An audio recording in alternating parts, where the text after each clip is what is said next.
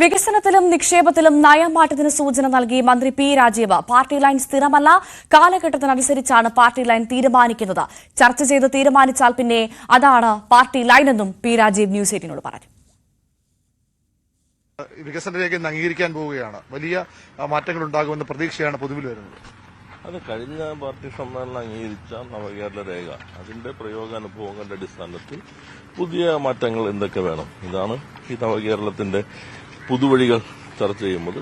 അത് രേഖ അംഗീകരിച്ചു കഴിഞ്ഞാൽ അത് ഇടതുപക്ഷ സമീപനമായി വികസിക്കേണ്ടതുണ്ട്. LDFുമായിട്ടുള്ള ചർച്ചകളുണ്ടാകും. പൊതുസമൂഹത്തിലേക്കും അത് എത്തിക്കും.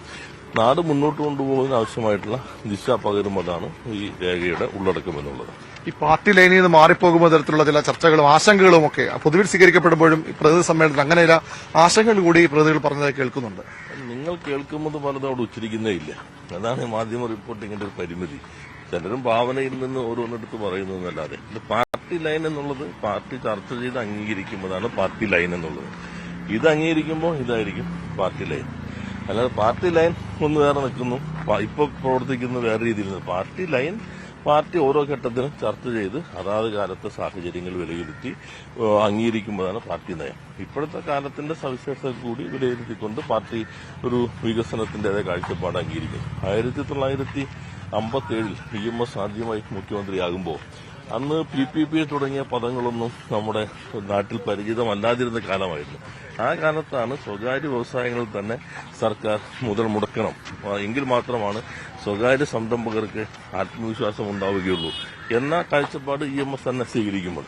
അപ്പോൾ അത് പുതിയ ഒന്നല്ല.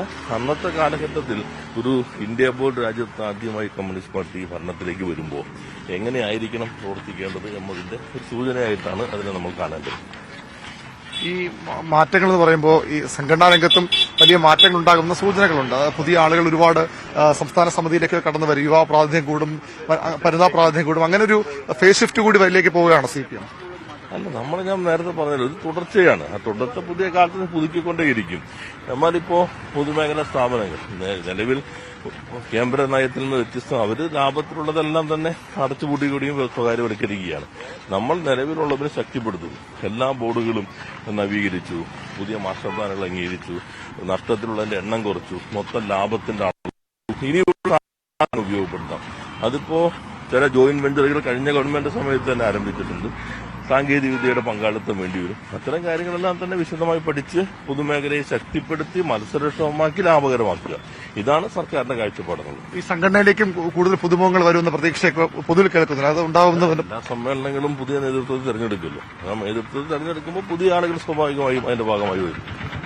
അതുതന്നെയാണ് വ്യാവസായിക രംഗത്തുള്ള കൃത്യമായ ഒരു നിലപാട് തന്നെയാണ് മന്ത്രി പി രാജീവ് പ്രഖ്യാപിക്കുന്നത്. അത് കൃത്യമാണ്. അതിൽ ഏതെങ്കിലും തരത്തിലുള്ള പാർട്ടി ലൈനിന് വിരുദ്ധമായ ഒന്നും ഉണ്ടാകില്ല. പാർട്ടി ഓരോ കാലഘട്ടത്തിലും അതത് സാഹചര്യം വിലയിരുത്തിയാണ് പാർട്ടി ലൈൻ തീരുമാനിക്കുന്നത്.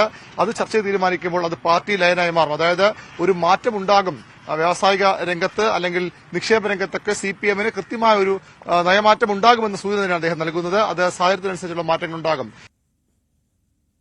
മറ്റ് പ്രധാനപ്പെട്ട വാർത്തകളിലേക്ക് എത്തണം. അതിനു മുൻപൊരു ചെറിയ ഇടവേള.